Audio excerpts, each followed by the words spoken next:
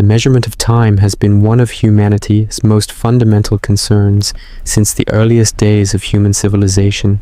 The creation of calendars represents one of the most important intellectual achievements in human history, as people attempted to organize their lives around the predictable cycles of nature, including the daily rotation of the earth, the monthly phases of the moon, and the yearly journey of the earth around the sun, which creates the seasons that govern agricultural activities and so many other aspects of human existence.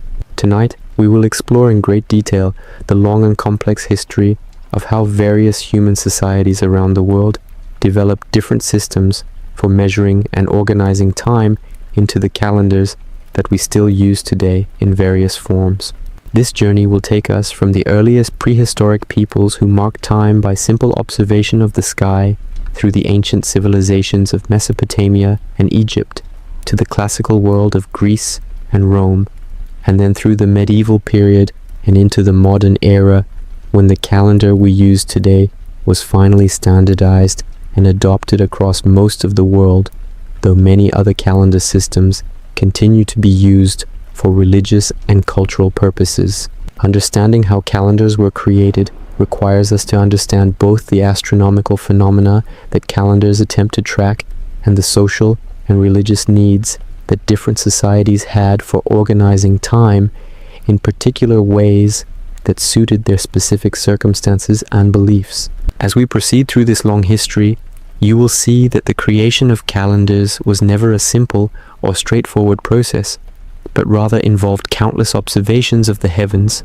mathematical calculations, religious considerations, political decisions, and practical compromises as different societies struggled to create systems that could accurately track the movements of celestial bodies while also serving the practical needs of agriculture, commerce administration, and religious observance. Many of these struggles and compromises continue to affect the calendars we use today, even though most people never think about why our calendar is organized the way it is, or where all these seemingly arbitrary rules about months and leap years came from. So let us begin at the very beginning with the earliest humans who first looked up at the sky and noticed the regular patterns in the movements of the sun and moon and stars, and began to use these patterns to organize their lives and measure the passage of time. The most obvious celestial cycle that early humans would have noticed was the daily rising and setting of the sun, which created the fundamental unit of time that we call a day. The day was naturally divided into two parts: the daylight hours when the sun was above the horizon, and the nighttime hours when the sun was below the horizon.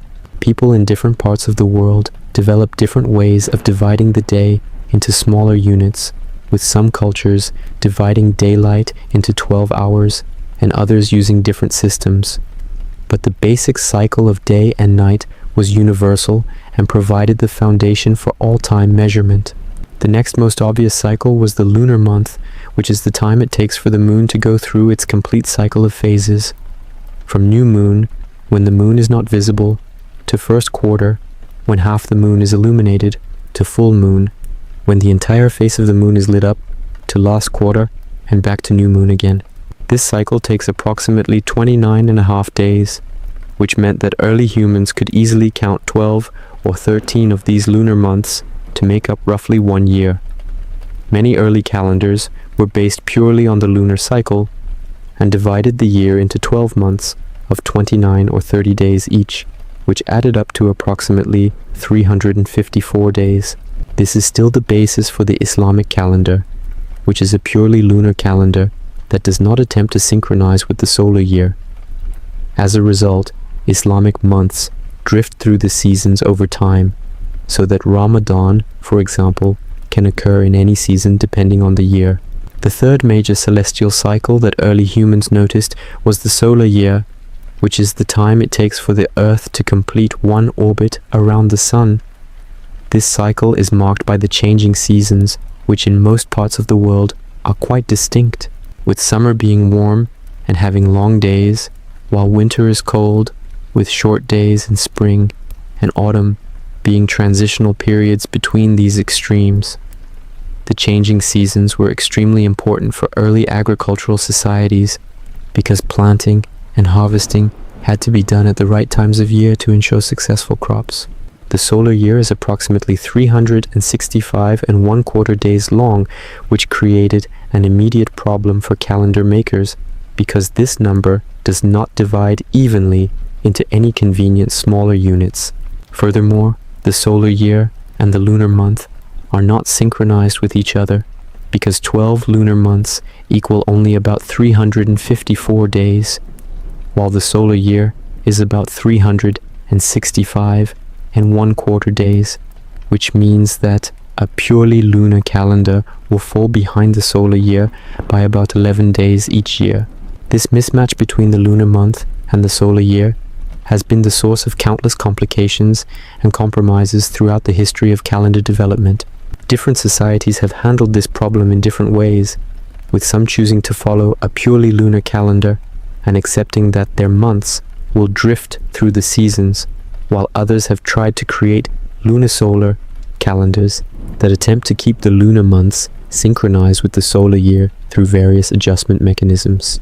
Yet others have abandoned the lunar month entirely and created purely solar calendars based only on the solar year and divided into arbitrary months that have no connection to the phases of the moon. The choice between these different approaches has depended on each society's priorities and circumstances, with societies that relied heavily on the sea or on religious observations of the moon tending to prefer lunar or lunisolar calendars, while societies that were primarily agricultural and needed to track the seasons tended to prefer solar calendars. Now let us look at some specific examples of how different ancient civilizations developed their calendar systems, starting with ancient Mesopotamia, which is the region between the Tigris and Euphrates rivers in what is now Iraq.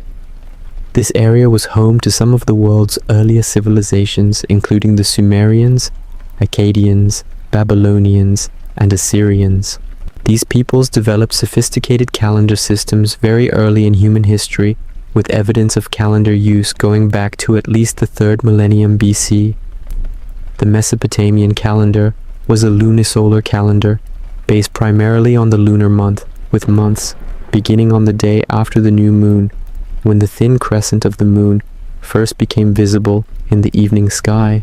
The Mesopotamians named their months after important festivals or agricultural activities. They initially had 12 months in the year, but they quickly recognized that 12 lunar months totaled only about 354 days, which was about 11 days short of the solar year. If they did nothing to correct this discrepancy, then the months would gradually drift through the seasons, and spring months would eventually occur in winter, and so on, which would make the calendar useless for agricultural planning. To solve this problem, the Mesopotamians developed a system of intercalation, which means the insertion of extra months to keep the calendar synchronized with the seasons. At first, this intercalation was done irregularly whenever it seemed necessary. The decision to add an extra month was made by royal decree, based on observations of agricultural conditions and celestial phenomena. But by the 5th century BC, the Babylonians had developed a more systematic approach based on the recognition that 19 solar years are almost exactly equal to 235 lunar months. This relationship, which is known as the Metonic cycle, after the Greek astronomer Meton, who discovered it independently, though the Babylonians knew it earlier, means that if you add 7 extra months over the course of 19 years, then the lunar calendar will stay synchronized with the solar year. The Babylonians implemented this system by adding an extra month in years 3, 6, 8, 11, 14, 17, and 19 of each 19-year cycle. This system worked quite well and kept the Babylonian calendar reasonably synchronized with the seasons, though there were still small discrepancies that accumulated over longer periods. The Babylonian calendar had a profound influence on later calendar systems, including the Hebrew calendar, which still uses a 19-year cycle of intercalation based on the Babylonian model. Meanwhile, in ancient Egypt, a very different calendar system was developing. The Egyptians were blessed with a remarkably predictable natural phenomenon that helped them develop their calendar, which was the annual flooding of the Nile River. Every year, around the middle of July, the Nile would begin to rise and flood the land along its banks, depositing rich, fertile silt that made Egyptian agriculture extraordinarily productive. The flood would reach its peak in September and then gradually recede, leaving behind the enriched soil in which the Egyptians would plant their crops. This annual flood was so regular and so important to Egyptian life that it became the basis for their calendar. The Egyptians noticed that the flood coincided with the heliacal rising of the star Sirius, which is the first day of the year when Sirius becomes visible on the eastern horizon just before sunrise after a period of being hidden by the sun's glare. The Egyptians called Sirius by the name Sopdet. They made the heliacal rising of Sopdet the beginning of their new year. They developed a calendar based on this solar event rather than on the moon. The Egyptian civil calendar had 12 months of 30 days each for a total of 360 days plus 5 extra days called epagomenal days that were added at the end of the year to bring the total to 365 days. This calendar was much simpler than the Mesopotamian lunisolar calendar because it had no complex intercalation rules, and every year was exactly the same length. The months were divided into 3 seasons of 4 months, each corresponding to the inundation, the growing season, and the harvest. This calendar worked reasonably well for civil and administrative purposes. The Egyptians used it for dating official documents, keeping tax records, and organizing the work of the government bureaucracy. However, there was a problem with the Egyptian civil calendar, which is that the actual solar year is not exactly 365 days, but rather approximately 365 and 1/4 days. The Egyptians were aware of this discrepancy because they knew that the heliacal rising of Sirius did not stay fixed in their civil calendar, but rather drifted forward by 1 day every 4 years. Over the course of about 1460 years, the civil calendar would complete a full cycle relative to the actual solar year. Some scholars believe that the Egyptians actually liked this feature of their calendar because it meant that all the dates in the civil calendar would eventually occur in all seasons, and no date was permanently associated with any particular season or agricultural activity. Additionally, the Egyptians maintained a separate religious calendar based on lunar months, which they used for determining the dates of religious festivals. This religious calendar did use intercalation to keep it synchronized with the seasons, but the details of how this intercalation worked are not entirely clear from the surviving sources. The Egyptian calendar eventually had a major influence on the development of the Western calendar tradition, because when the Romans conquered Egypt, they were impressed by the simplicity of the Egyptian solar calendar, and it influenced the reforms that Julius Caesar later implemented in the Roman calendar. But before we get to Rome, we should mention the calendar systems of ancient Greece, which were remarkably diverse and complex. In fact, there was no single Greek calendar, but rather each Greek city-state had its own calendar system with different month names, different starting points for the year, and different ways of organizing the calendar. Most Greek calendars were lunisolar calendars based on lunar months that began with the new moon.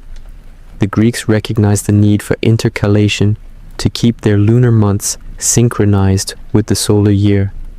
They knew about the Metonic cycle of 19 years, though different cities implemented intercalation in different ways, and some did it more regularly than others. The Athenian calendar, which is the best documented of the Greek calendars, had 12 months in ordinary years. A 13th intercalary month was added periodically, though the exact rules for when to add this extra month varied over time. The Athenian year began in midsummer, around July. The months were named after religious festivals. The Athenians actually used several different calendar systems simultaneously, including a civil calendar for everyday purposes a festival calendar for religious observances, and a conciliar calendar based on the 10 tribes of Athens, which divided the year into 10 periods called praetanes, during which different tribal groups took turns managing the government. This multiplicity of calendars could be quite confusing. It was not always clear how the different calendars related to each other. The Greeks never managed to create a unified or standardized calendar system. Each city remained independent in its calendar, as in so many other aspects of civic life. When we turn to Rome, we find yet another complex calendar history that eventually led to the calendar system we use today. The early Roman calendar was attributed to Romulus, the legendary founder of Rome. It supposedly had 10 months beginning in March and ending in December, with a winter period that was not assigned to any month. The month names that we still use today, September, October, November, and December, literally mean 7th, 8th, 9th, and 10th month, which makes sense only if you start counting from March as the first month. This 10-month calendar, if it ever really existed, was clearly inadequate. A more developed calendar was attributed to Numa Pompilius, the second king of Rome, who supposedly added 2 more months, January and February, to the beginning of the year, bringing the total to 12 months. The Roman calendar at this stage had a total of 355 days, with months of varying lengths. March, May, July, and October had 31 days, while February had 28 days, and the other months had 29 days. The Romans recognized that this calendar was about 10 days short of the solar year. They attempted to keep it synchronized with the seasons by adding an intercalary month called Mercedonius or Intercalaris every other year. This intercalary month had either 22 or 23 days and was inserted after the first 23 days of February, so February was cut short and the intercalary month was added, and then the rest of the year continued. The decision about when to insert the intercalary month and how long it should be was made by the pontifices, who were the priests responsible for maintaining the calendar and regulating religious observances. Unfortunately, the pontifices did not always do their job properly. They sometimes manipulated the calendar for political purposes, adding or omitting intercalary months to lengthen or shorten the terms of office of political allies or enemies. As a result, the Roman calendar gradually fell out of synchronization with the seasons. By the middle of the 1st century BC, it was in a state of considerable chaos, with the calendar date being several months ahead of the actual season. It was in this context that Julius Caesar decided to reform the calendar. Caesar had recently returned from Egypt, where he had met Cleopatra, and had been impressed by the Egyptian solar calendar. He consulted with the Alexandrian astronomer Sosigenes, who advised him on how to create a reformed calendar. In 46 BC, Caesar implemented his new calendar, which we now call the Julian calendar, to bring the calendar back into alignment with the seasons Caesar made that year extraordinarily long by adding extra months to bring the total length to 445 days. This year was called the Year of Confusion, or the last year of confusion, because it was meant to end all the confusion. Then starting in 45 BC, the new Julian calendar went into effect. The Julian calendar was based on the Egyptian solar calendar and had 12 months with a total of 365 days. To account for the extra quarter day in the solar year, Caesar instituted a leap year system where every 4th year would have an extra day added to February, making it 29 days instead of 28 days. This gave an average year length of 365 and 1/4 days, which is very close to the actual length of the solar year. Caesar also moved the beginning of the year from March to January, which is why January is named after the god Janus, the god of beginnings, even though it comes in the middle of winter.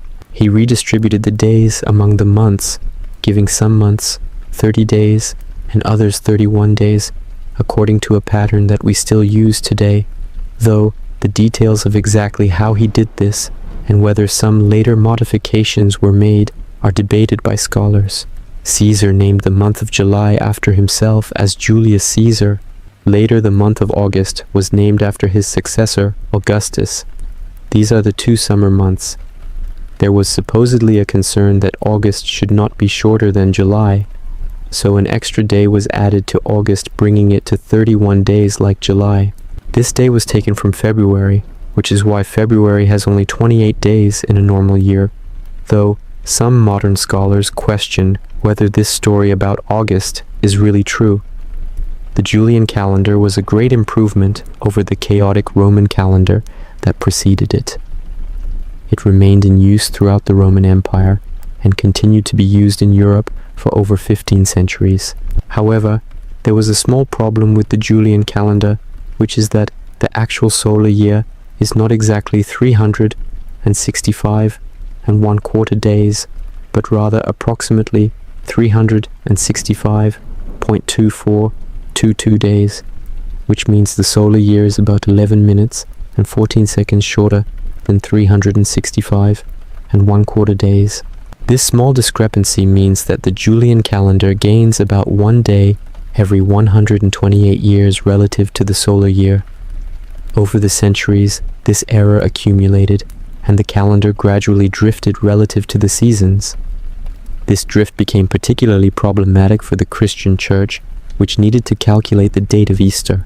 The date of Easter is determined by a complex set of rules that depend on the spring equinox and the full moon. As the Julian calendar drifted, the spring equinox, which should have been on March 21st, was occurring earlier and earlier in March. By the 16th century, it was occurring on March 11th, which was 10 days earlier than it should have been. This meant that Easter was being celebrated at the wrong time. There was growing concern in the church that something needed to be done. Various proposals for calendar reform were discussed over the years. Finally, in 1582, Pope Gregory XIII implemented a reformed calendar, which we now call the Gregorian calendar.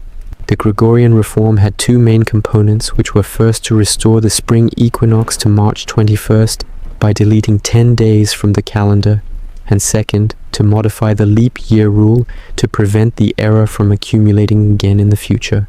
To delete the 10 days, Pope Gregory decreed that October 4th, 1582, would be followed immediately by October 15th, 1582, so 10 days were simply skipped. People went to bed on Thursday, October 4th, and woke up on Friday, October 15th. This understandably caused some confusion. There were even riots in some places where people thought they were being cheated out of 10 days of their lives, though in fact they only lost the calendar dates, not the actual time.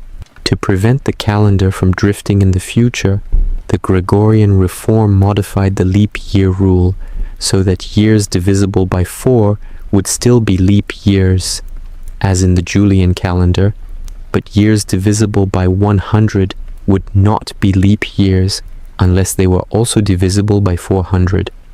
So, for example, the year 1600 was a leap year because it is divisible by 400, but 1700, 1800 and 1900 were not leap years because they are divisible by 100, but not by 400.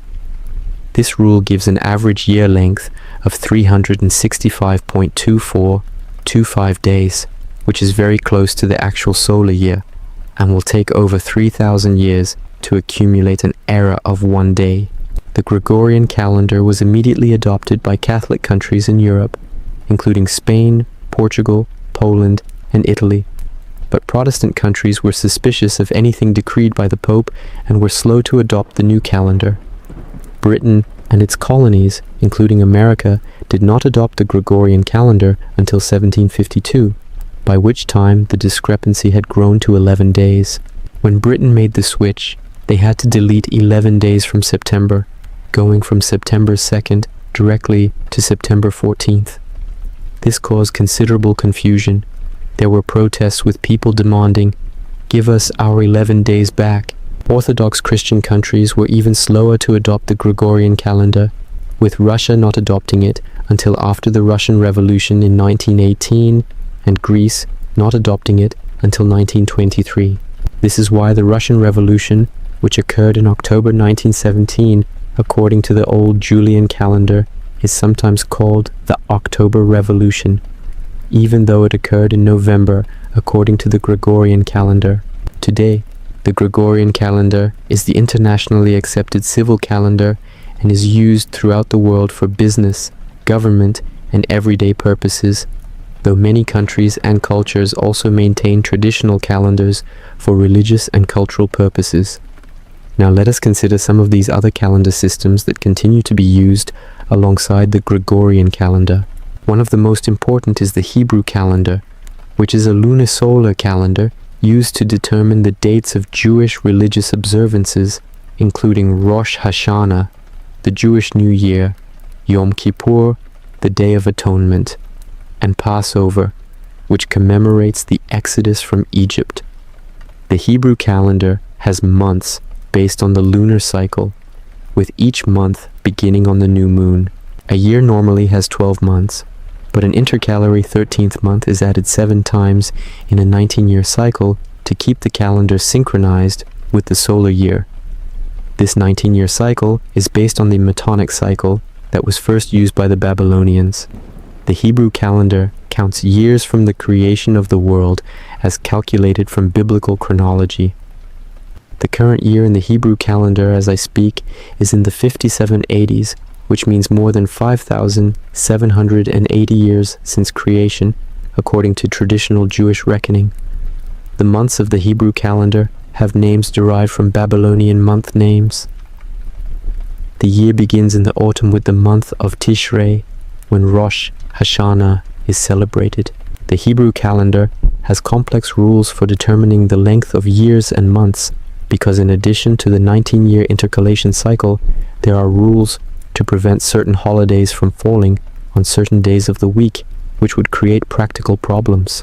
These rules mean that years can have different lengths ranging from 353 to 385 days, depending on whether it is a regular or leap year, and whether adjustments are needed to satisfy the day of week restrictions. Another important calendar system is the Islamic calendar, which, as mentioned earlier, is a purely lunar calendar with no intercalation to keep it synchronized with the solar year. The Islamic calendar has 12 months of alternating 29 and 30 days for a total of 354 or 355 days in a year. Because it does not follow the solar year, the Islamic months drift through the seasons, completing a full cycle in about 33 solar years. This means that Ramadan, the month of fasting, can occur in any season. The Islamic calendar counts years from the Hijra, which was the emigration of Muhammad from Mecca to Medina in 622 AD, according to the Gregorian calendar. So, the current year in the Islamic calendar is in the 1440s. Because Islamic years are shorter than solar years, the Islamic year number increases faster than the Gregorian year number. The Islamic calendar is used throughout the Muslim world for religious purposes. In some countries it is also used for civil purposes, though many Muslim countries use the Gregorian calendar for civil and business purposes, while maintaining the Islamic calendar for religious observances. The Chinese calendar is another important calendar system that continues to be used for traditional holidays and cultural purposes, though China now uses the Gregorian calendar for civil purposes. The traditional Chinese calendar is a lunisolar calendar with months based on the lunar cycle and intercalation to keep the calendar synchronized with the solar year. The Chinese year begins on the second new moon after the winter solstice, which usually falls in late January or early February, according to the Gregorian calendar. This is when Chinese New Year is celebrated. The Chinese calendar has a 60-year cycle based on combinations of 10 heavenly stems and 12 earthly branches. The earthly branches are associated with 12 animals: the rat, ox, tiger, rabbit, dragon, snake, horse, goat, monkey, rooster, dog, and pig. This is the origin of the Chinese zodiac, where each year is associated with one of these animals, and people born in a particular year are said to have characteristics associated with that year's animal. The Chinese calendar also divides the solar year into 24 solar terms, which mark important points in the agricultural cycle. These solar terms are spaced approximately 15 days apart and have names like beginning of spring, rainwater, awakening of insects, spring equinox, clear and bright, grain rain, and so on through the year. The Indian subcontinent has multiple traditional calendar systems that are still used for religious and cultural purposes. The most widespread is the Hindu calendar, which is actually a family of related calendars that vary by region. The Hindu calendar is generally a lunisolar calendar, with months based on the lunar cycle and intercalation to keep it synchronized with the solar year. Different regions of India have different traditions for when the year begins and how the months are named, but there are certain common features, including a system of dividing the lunar month into 2 fortnights based on the waxing and waning of the moon. Many Hindu festivals are timed according to specific lunar phases or solar positions. The Hindu calendar also includes a 60-year cycle, similar to the Chinese system. There is a complex system of calculating auspicious and inauspicious times for various activities, which is still consulted for important events like weddings. The Indian government officially adopted a reformed version of the Hindu calendar called the Indian National Calendar in 1957 for civil purposes, though it is rarely used in practice. Most Indians use the Gregorian calendar for everyday purposes, while consulting traditional calendars for religious and cultural occasions. The Persian calendar, which is also called the solar Hijri calendar, is used in Iran and Afghanistan. It is a solar calendar with 12 months and a sophisticated system of intercalation. The Persian calendar begins on the spring equinox, which usually falls on March 20th or 21st in the Gregorian calendar. This day is celebrated as Nowruz, the Persian New Year. The Persian calendar has months of varying length, with the first 6 months having 31 days, the next 5 months having 30 days, and the last month having 29 days in ordinary years and 30 days in leap years. The leap year rule in the current version of the Persian calendar is quite sophisticated and is based on astronomical calculations to ensure that the calendar year always begins on the spring equinox. This makes the Persian calendar one of the most astronomically accurate calendars in use today. The Ethiopian calendar is another interesting calendar system that is still used in Ethiopia. It is based on the ancient Coptic calendar, which in turn was based on the Egyptian calendar. The Ethiopian calendar has 12 months of 30 days each, plus a 13th month of 5 or 6 days at the end of the year. It uses a leap year system similar to the Julian calendar. The Ethiopian calendar is about 7 or 8 years behind the Gregorian calendar because it uses a different calculation for the year of Christ's birth. So, when it is year 2023 in the Gregorian calendar, it is year 2015 or 2016 in the Ethiopian calendar. This often causes confusion for people traveling to or from Ethiopia. The Mayan calendar is worth mentioning even though it is no longer used in practice, because it was an extraordinarily sophisticated calendar system developed by the ancient Maya civilization in Central America. The Maya actually used several different calendar systems simultaneously, including a 260-day sacred calendar called the Tzolk'in, a 365-day solar calendar called the Hab, and a long count calendar that tracked much longer periods of time. The Tzolk'in consisted of 20-day names combined with 13 numbers to create a 260-day cycle. The Hab had 18 months of 20 days, each plus 5 extra days at the end of the year. The Tzolk'in and Hab operated simultaneously, and their combination created a 52-year cycle called the calendar round, after which the same combination of Tzolk'in and Hab dates would repeat. In addition to these cyclical calendars, the Maya used the long count, which was a linear count of days. from a starting point that corresponds to August 11th, 3114 BC in the Gregorian calendar. The long count was expressed in terms of baktuns, katuns, tuns, uinols, and kins, which are units of 4000, 7200, 360, 20, and 1 day respectively. The Maya long count reached an important milestone on December 21st, 2012, when it completed the 13th baktun.